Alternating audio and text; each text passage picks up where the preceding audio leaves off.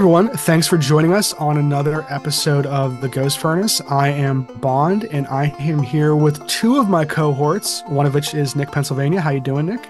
Doing real good. Got a fresh cup of chai and enjoying it. Almond.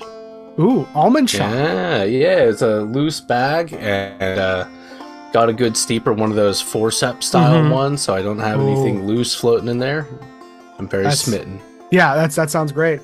And even more exciting than almond loose leaf chai is we have one of the original founders of the Ghost Furnace with us tonight again. Mike, how you doing, Mike? Doing good, thanks. Happy to be here. Yeah, excited to have you. I've got a fresh cup of water that I'm drinking, and got any almonds in that? Yeah, it is. No, it's almond-free water, I think. I got my. Unless there's something I don't know about. Oh yeah, those of you you're unaware of. I got my Coke Zero here, so we're all repping very different drinks. Yeah. No, but yeah, we're excited to talk to everyone again this evening. We had some good feedback around our episode last week with Thomas White, going over PA werewolf folklore. That was a really fun episode for us to record.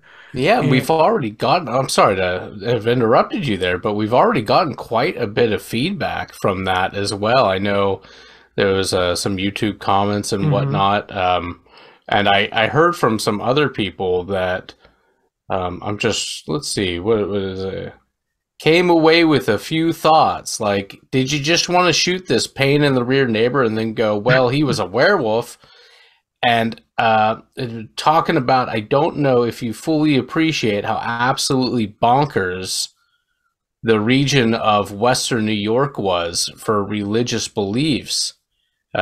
And yeah, really? This is the burning. Oh, yeah, we've talked about this. This is a burning region or burnt over region. Oh, okay. And we talked about with relation to the Fox sisters and everything. So generated some good conversation. I know I had a chat with our friend Chris about it and everything. But yeah, we've heard from some people in the greater world as well. So really excited. And again, I hope we have him on before too much later, because he's just one of those people that opens his mouth and is just a treasure trove of great, really interesting and arcane stories.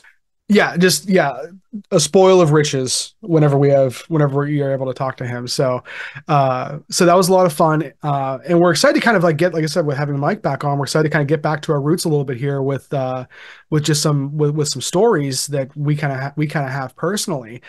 And so, Mike, you had some stuff you wanted to share with us this evening. So if you're cool, let's go ahead and just get into it. See what we come up with. All right, sounds good. Awesome. So actually, Brennan, I think I've told you part of this story before, probably like 4 years ago. It's been a while. I will preface this with, it's pretty mundane, and like the single story by itself, the one I've already told you, was just maybe like a weird coincidence, but it's happened again. So I think it kind of adds to, makes it a little bit more interesting. So I'll start with the first one, because you might not even remember it, but no one else has heard it. So so basically, like I said, probably 4 years ago or so, I was driving through a neighboring town, one that I'm not often driving through, and driving down Main Street.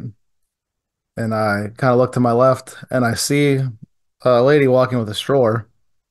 And I think, okay, well, so, for whatever reason, I thought it was somebody who I hadn't seen in probably it had been a couple years since I'd seen them. And I just thought, oh, that's so-and-so with a stroller pushing a baby. Nothing, no big deal. Just keep driving. And I get closer, and I realize that it's not her. So I was like, okay, well, whatever, it wasn't her. Travel up maybe 2 blocks, and past my field of vision from before, and then I see that girl who I thought I was her before pushing a stroller with her baby in it. Oh, okay. Presumably there's a baby in the stroller. That is pretty weird. Yeah. And I thought, it was one of those kind of came in my head, like, wow, that's really bizarre. And so I'm sorry, go ahead. I already have thoughts on this, but go ahead. Oh, go ahead. No, go ahead. You're good. I would say, so like how, like just out of curiosity, because like these synchronicity type, just kind of weird, just like head scratcher, as Jim Harold would call them, kind of things. Right. How long had it been since you think you had seen that person previously? Like, was it like years, Um, months? so it's not somebody who I really ever knew well. It's, there's just Hmm. people that you know who they are Yeah, yeah. and you see them around years, couple years. And I had not certainly not seen her in a couple years, and I don't think it's someone I've ever actually talked to. I just know her by name. I think I knew who her older Right. sister was. Okay. Uh, Yeah. Granted, there's probably a good chance I knew that she lived in that town, Hmm. but apart from that, there would really be no reason for me to be even thinking Thinking about about her. right, right. So, so just some of my like quick thoughts on that. One, like with little, like what you mentioned, kind of little stuff like this. I always I say this to everybody. If something feels significant to you, then it is when it comes to like coincidences. Because I think that, I think as we've said in this podcast before, there's a bit of a confirmation bias when it comes to weird things. Like enough quote unquote things happen, a certain percentage of them are just going to seem weird one way or the other.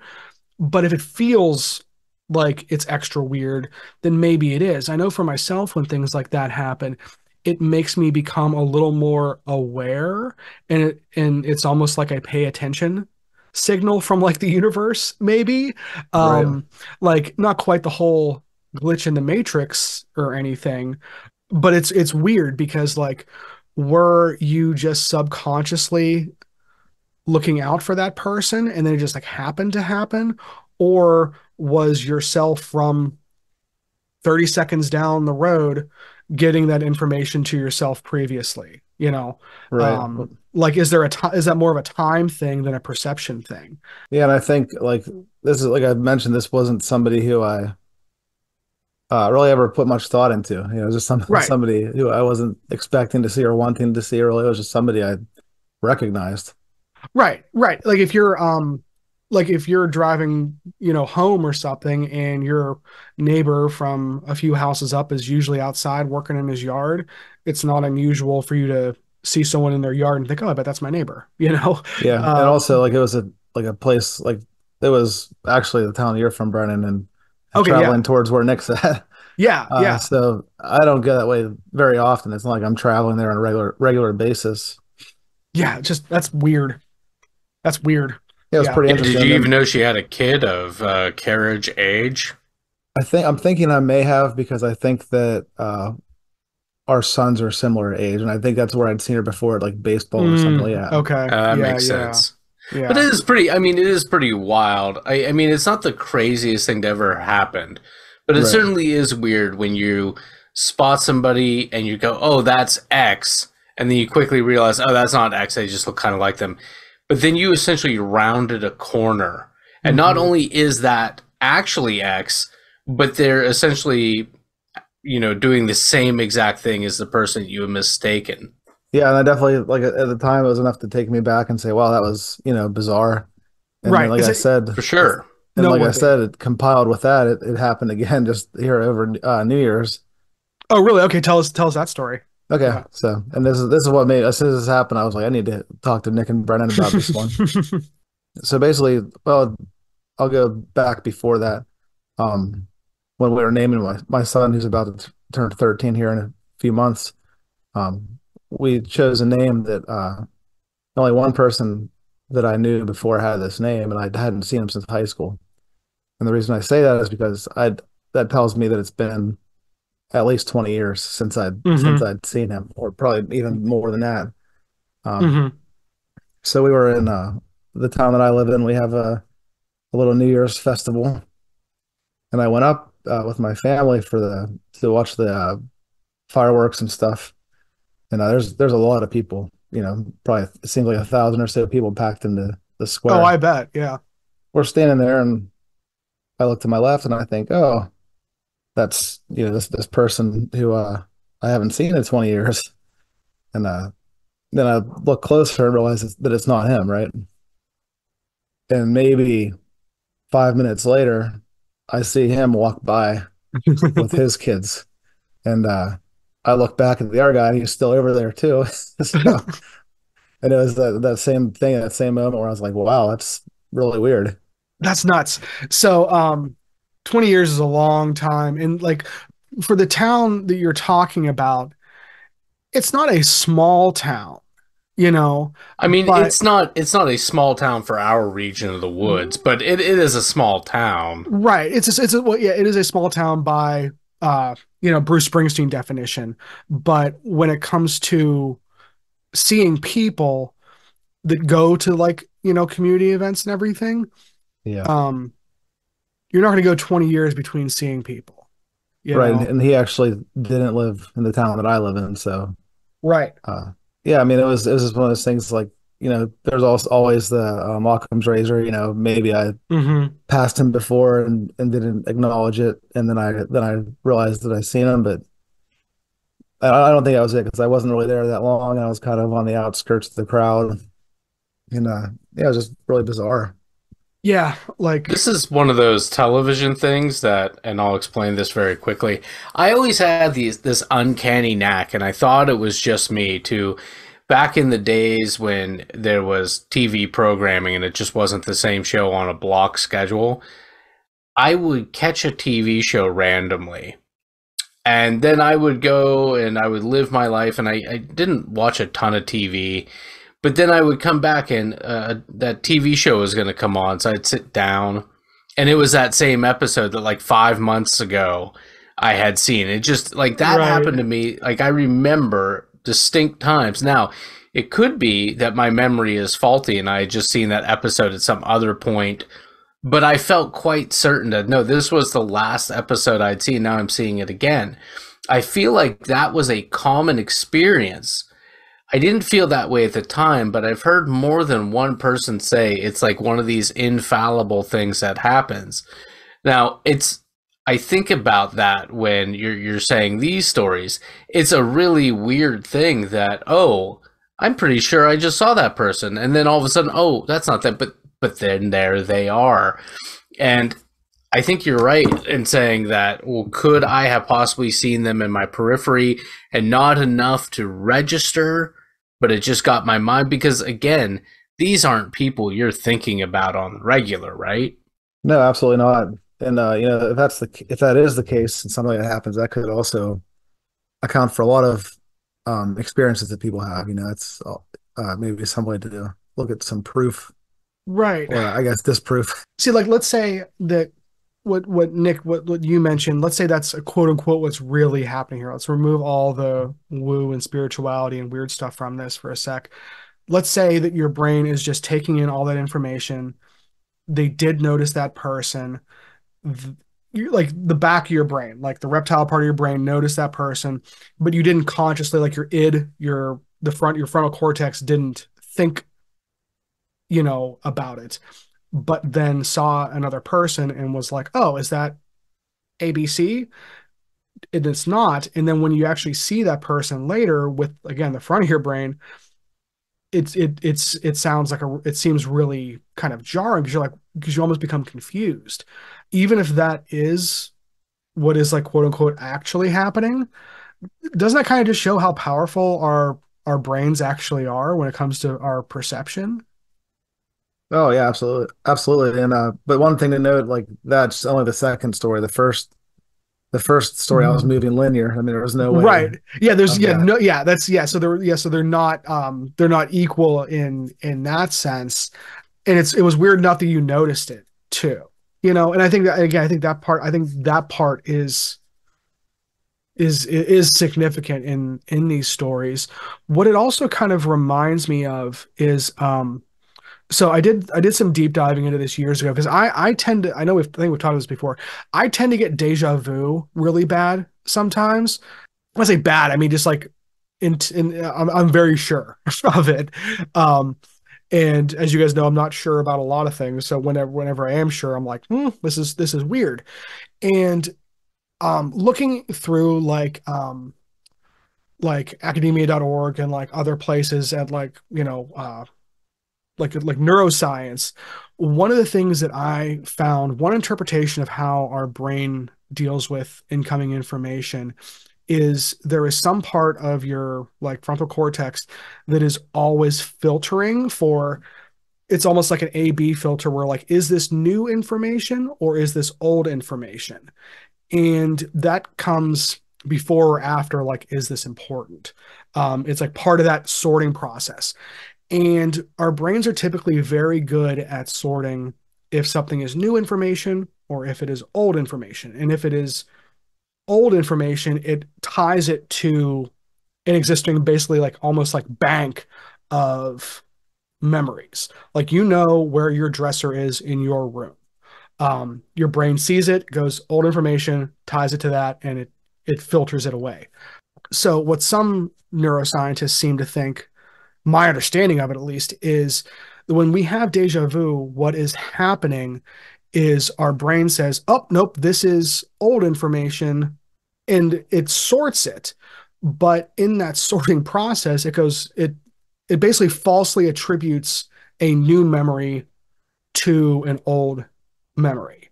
Um, so as far as your brain is concerned, you are 100% convinced that you have seen this in a dream, seen it in the past, seen it somewhere, and it's virtually impossible for you to differentiate it once it's gone through that kind of sorting process, which is where the feeling comes from, because you kind of know something isn't right.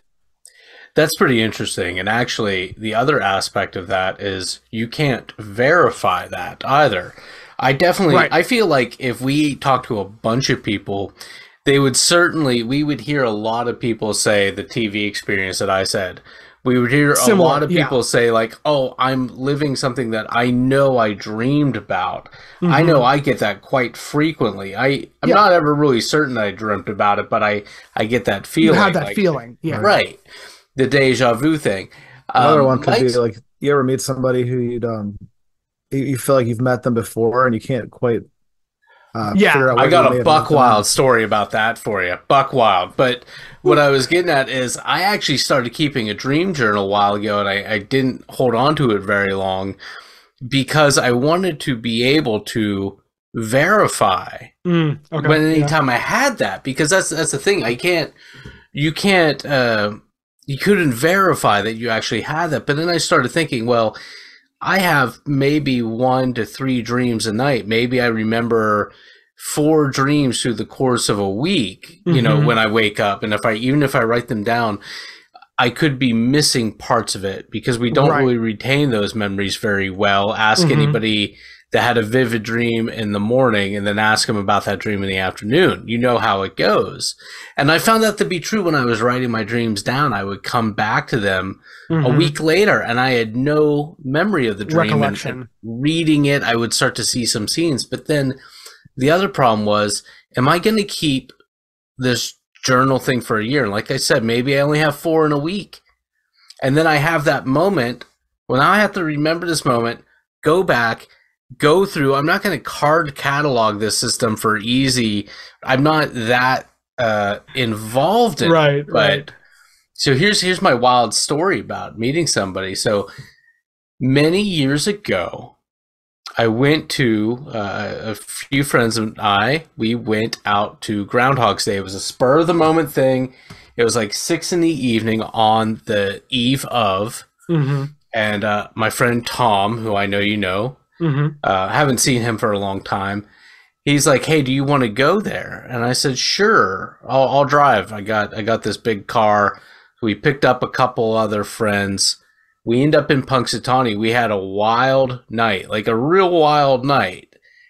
And we never made it to Gobbler's Knob, by the way, because we were leaving one of the locals' houses. There was a woman that worked at the Sons of Italy. And we ended up going back to her house with some of her friends and we just sat around, but it was a good time. We left her house around 5 a.m. and started walking towards Gobbler's Knob. Yeah. But there was a pancake breakfast at the Elks Club, and there was no line. So we listened to the beaver be pulled while we were eating pancake breakfast. It was wonderful. Yeah. Good time. But in the course of the night, when we were in the Sons of Italy Club, we were chatting with this woman and a couple of the people that she was with, and we were saying, hey, we're going to go, the cigarette vendor lady here, she's invited us back to her place to hang out with some of her friends, natives. Do you want to come and hang out with us there too?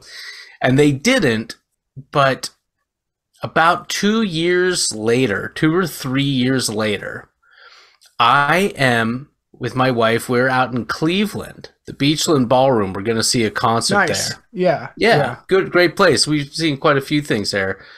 But we were out there that night. It was of Montreal, coincidentally. Nice. I don't know why I said coincidentally. That has nothing to do with coincidence.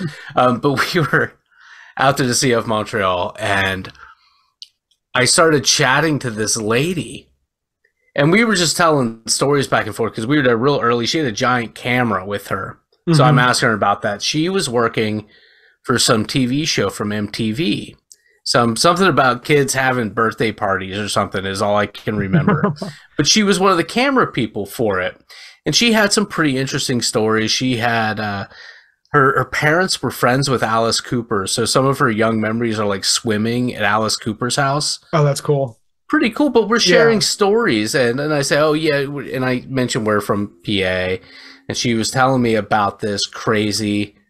She's like, I went out there for Groundhog's Day with a few friends. It was in between shoots. We were on our way to Indiana or some such place to do one of these birthday party shows.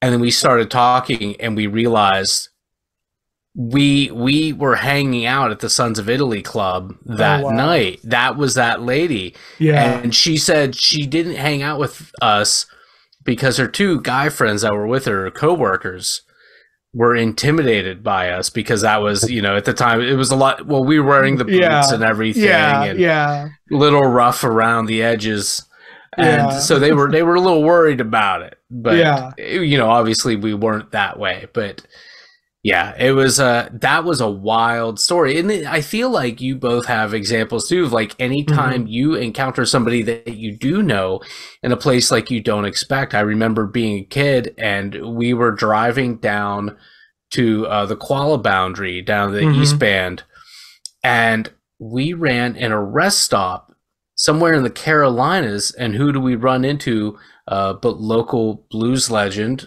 Eugene.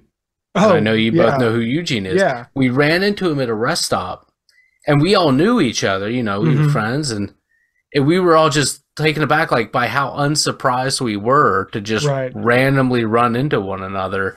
And he and his group were off to some gig somewhere. But I mean, I'm sure you've had those stories where you just randomly encounter somebody you know well. Right. Well, it's funny too. I have this running theory I feel like I've had since high school that like all cool people know each other already. There's just like one degree of separation that you just haven't found yet. I've heard this from you quite a bit. Yeah, but it keeps being true, And I think the reason that always seems so weird is we think the world is such a big place. And in a lot of ways, it absolutely is, and it is very different and very varied. But it's almost like that sample size where it's like you run into enough people that go out and do cool things.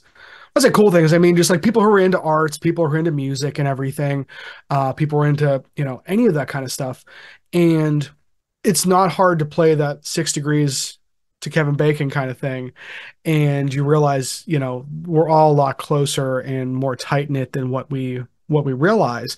I was talking to someone from just work at one of my previous jobs, and this person was based in like Wisconsin or something, and was excited that I was from Pennsylvania, and they were like, oh yeah, I grew up outside of Sharon. I'm like, oh, I know some people from Sharon, cool. And he's like, yeah, I went to Catholic high school there. And I'm like, you went to Lincoln? And he's like, or it was Kennedy. I'm like, you went to Kennedy? He's like, yeah. I'm like, do you know Nick Gligor? He's like, yes, I know Nick Gligor. And he was one of our friends from college who's now in California, has been there for all these years. But this is one of like 3 people who I talked to at this one job. And like, what are the odds that we grew up with the same friend kind of thing? Well, our friends Brendan and Mara, I met Brendan, not you, Brendan, but other Brendan. I met him through some college friends, and we hit it off because we had a lot of similar music tastes and whatnot. And he and our other friend Mara, who lived in the town where you lived and was, a musician and everything, they never knew each other, but then they both found each other while living in San Francisco. Right. How wild. And then they got married, but Yeah. when they started going out, all of a sudden they realized they knew all the same people. Yeah, it's just like one of the and again, that goes back to the odds, and that's something that, like, I think it's important to talk about. We're talking about like these kind of stories because, like, when you look at just like the numbers and everything, there's so many times, like, especially with that first story you had, Mike, like, what are the odds? The odds, in fact, are not very good. On top of that, when it like feels significant, then I think that's the kind of thing we need to, pay attention to. I used to really be freaked out by bad odds in things for a long time. So whenever something would happen that seemed like too synchronistic, the superstitious or spiritual side of me or whatever would get like very, like, kind of not like on edge, but just kind of like, okay, what's going on here? Something has to be going on because this is too weird of a situation where, like, the numbers aren't good, Right. Well, do you And think that the Occam's yeah, razor in these scenarios is that it's just a coincidence? I mean, that's I probably don't the I most obvious answer. I mean, I will go there, and I will go there only for a couple reasons.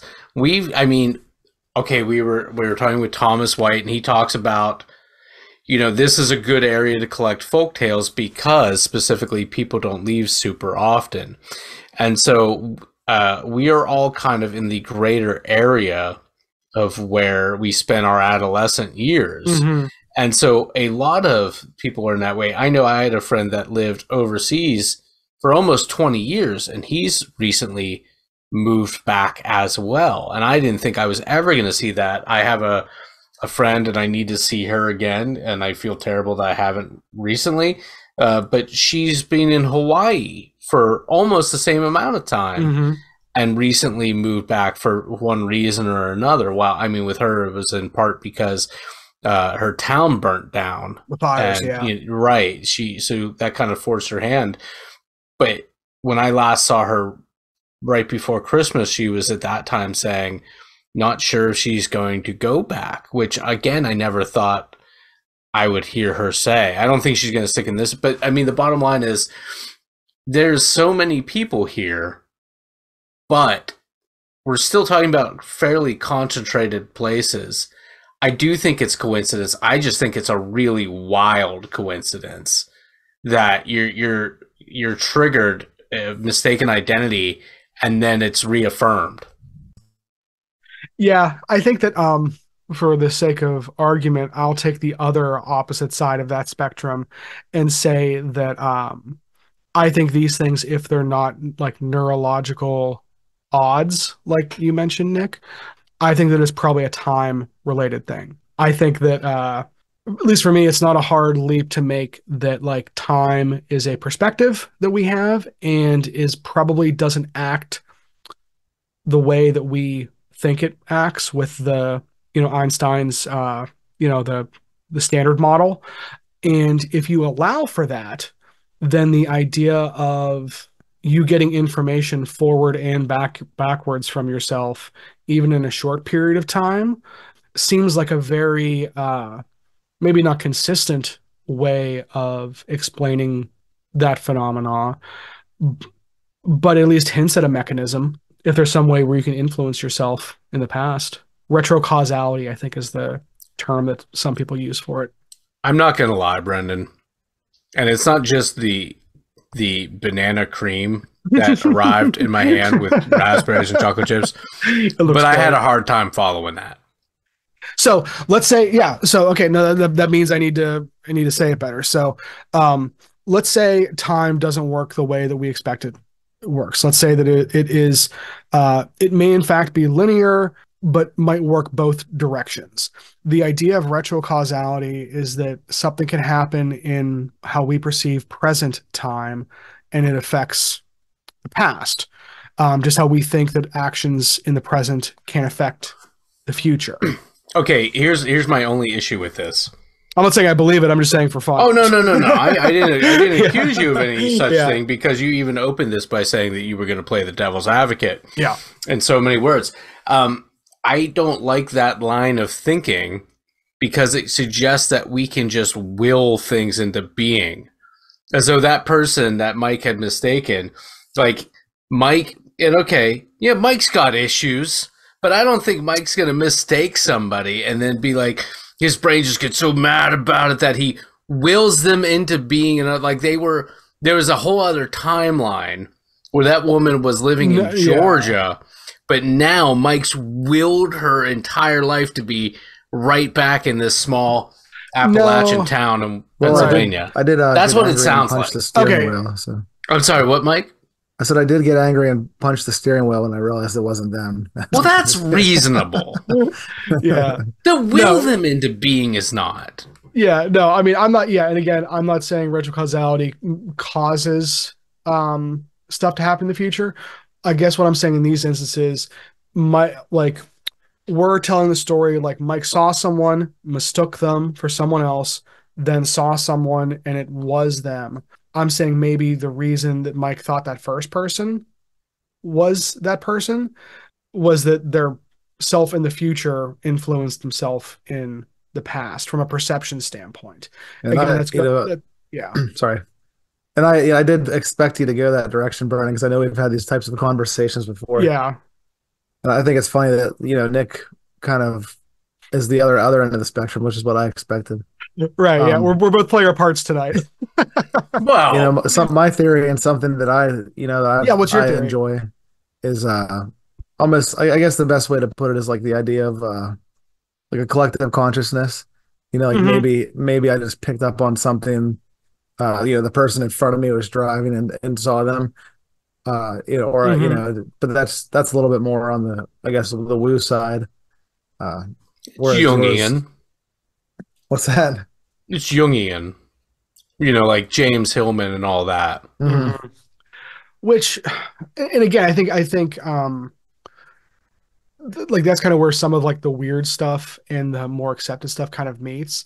Is I think people like Carl Jung and other folks of that ilk kind of hint at tendencies that don't give us a mechanism, but say, hey, enough of these weird things kind of happen that maybe there could be something going on, and maybe collective unconsciousness in some way, shape, or form accounts for these kind of happenings. Because there's a lot of things that happen in the world that we don't have. Again, we like to think that we have this stuff figured out, but like we don't. We just have agreements on what reality is a lot of times. Anybody that tells you they got it figured out or they know what they're doing is either fooling themselves or is a deliberate charlatan. Yeah, I think unfortunately a lot of both. in a lot of cases. I agree. Now I'm gonna go on record saying I'll go with coincidence. I don't. But it's a crazy story, and it's crazy that it's happened twice. Mm-hmm. And again, Mike punched his steering wheel. No, I don't believe. But again, you did really register. It wasn't like you're misremembering an event because it was so quick in succession in both examples. And again, the crowd one. That's one thing that but the drive one, I think that's weird. And that story is even crazier because you mistook a woman pushing a carriage as this woman, and then when you did round a corner, go down a couple blocks, not only did you see the actual woman you thought the previous one was, but they were also in the act of pushing a carriage. That activity, that's the wilder thing to me yet. It is a wild story. There's no getting around that. Right. Even coincidence or whatever it may be, it's still an interesting and very high coincidence nonetheless. Right. And that's kind of what goes back to the idea of the significance of it and everything, if at all. Because again, with sample size, like it's hard for us to wrap our head around that kind of stuff. Because like, how many people do you pass in a day and you don't have that reaction to? So why, like what happened this time that made you have that reaction? How many times are you in the grocery store and in the very next aisle there's your best friend from second grade and you never see each other? You're in the same place and you never You never realize how close you were. How far are you sometimes from reconnecting? How close are you sometimes from reconnecting like that? Or just having those experiences? Perhaps we are on the cusp of having such experiences all the time, but we Yeah. just don't Right. recognize. We don't make eye And I was contact. thinking that when you were talking about Hmm. being hundreds of miles away or whatever, and then seeing somebody randomly that you know, the other side of the coin is there may be somebody five houses down from you that you've never spoken with or seen in your life. Hmm. Again, the idea of proximity, like you kind of mentioned, Nick, is I think interesting because going back to like our perception of reality and everything, like there's that potential, and that's for all those kind of wild things to happen. And because they seem to happen so rarely, like this instance, Mike, whenever those things do happen, it, at least for me, reminds me how wild, in a good way, how wild the world can be and how exciting and random it can be, and how our perception of that is such an important role in what we're all doing here. Yeah, and something else I want to mention is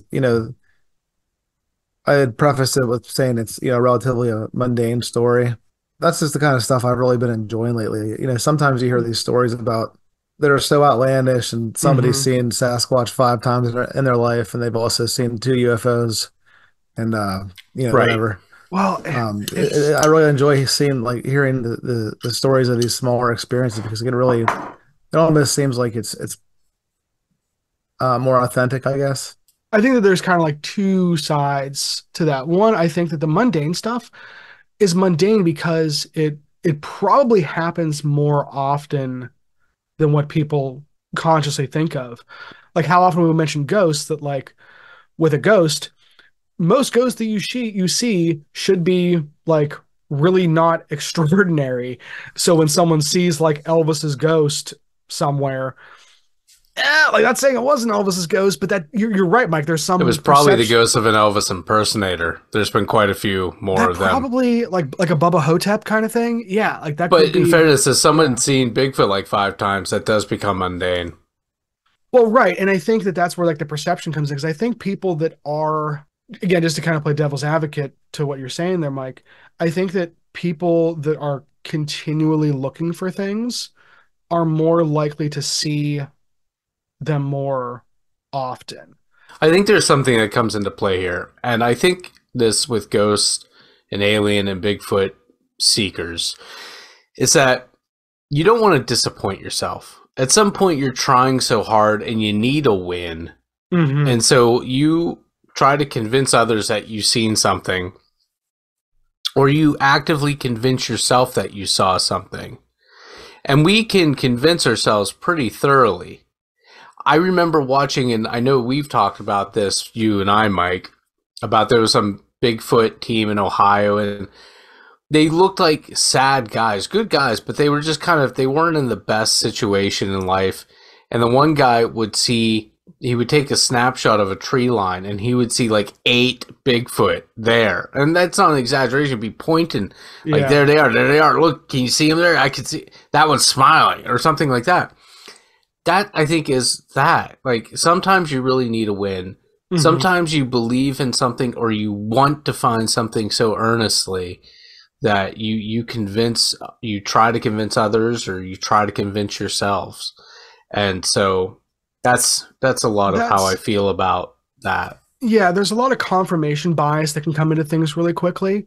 I think the paranormal community, like many communities, like how often we see this in the punk and music communities where like you get a whole bunch of people together that have some really complicated backgrounds and then are surprised that things aren't super easy and clean. I think you get confirmation bias. I think you get people who, like you mentioned, Nick, want a win. And I have a hard time not I have a hard time judging them too harshly for that, because for how awful the world can seem sometimes, if someone finds an escape, whether it is paranormal investigating or football or whatever, and that does bring you some legitimate joy and you find some camaraderie with other quote unquote like-minded people. Yes. I don't think that that's a good reason to put yourself in like danger or financial situation that isn't good. But you can understand why someone would gravitate towards that. Oh, absolutely. Yeah. My friend Chris and I, we were talking with regard to the recent conversation with Thomas White, and we talked about how everything is really, all the things that hold us together tribally is just ideas.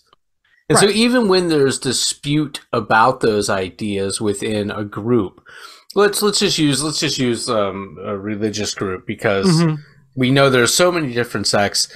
Well, there's all different sorts of Muslims. There's all different sorts of Christians. There's even Jewish sects. And these are just the Abrahamic religions, because there's disputes, but there's still, everything is still within the frame of that conversation. So all those different Christian sects, which have very wild disagreements, fundamental disagreements with one another, are still under that umbrella. The Hasidics and the other, like, they are still so even so long as you are still framing everything within the context of the idea, you're still part of that tribe. And these boil down to an idea. The idea is that UFO or aliens are visiting us and they're interacting with us, and if we look hard enough, we can see them or engage with them. And now a tribe has been created. Now there is an idea of which we can coalesce the word, or galvanize around. Regardless, you get the idea. Right. There's also differences in opinions, like say Bigfoot. The Bigfoot UFO researchers versus Bigfoot, like the siloing almost species. And the interdimensionality. And here we find sectarianism within the paranormal community. We do. Yeah, and it's because these are all ideas.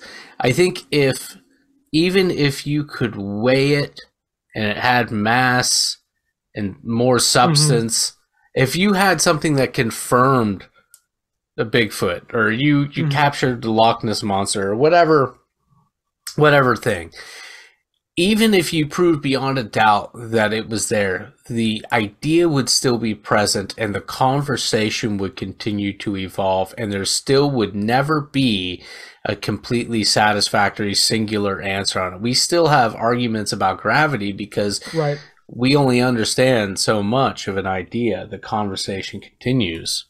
Right. That might not have been the best example to use, but you know what I mean. Well, no, but I understand what you're saying. And I think that that's the thing that is important when talking about all the different ideas that we have just around two coincidence cases or stories that, like you're sharing, Mike, is that we can talk about all these wildly different rationales or meanings or anything. That's all good and fun, because we're not like drawing any major conclusions about reality. We're just kind of pontificating and having fun. I don't know. I like that we can do that. Well, it's the tribe that we exactly. And like, so even if you meet someone who has wildly different views than you, it's like, oh, I'd still like to stand around at a party and chat with that person. Probably, probably still get along. So I think that's an important thing for us to remember when talking about stories like this. And well, this is why I felt comfortable coming in with two very short stories, knowing that you guys could probably give a lot of insight into different aspects of it. Yeah, absolutely. No, and we really appreciate you talking to us tonight, Mike. Hopefully we can get you on more in the future here. And if you would like to talk to us, or if you would like to demand that Mike talks to us more, how can people do that? People can find us on Facebook and Instagram at The Ghost Furnace, or you can send us an email at theghostfurnacepodcast@gmail.com.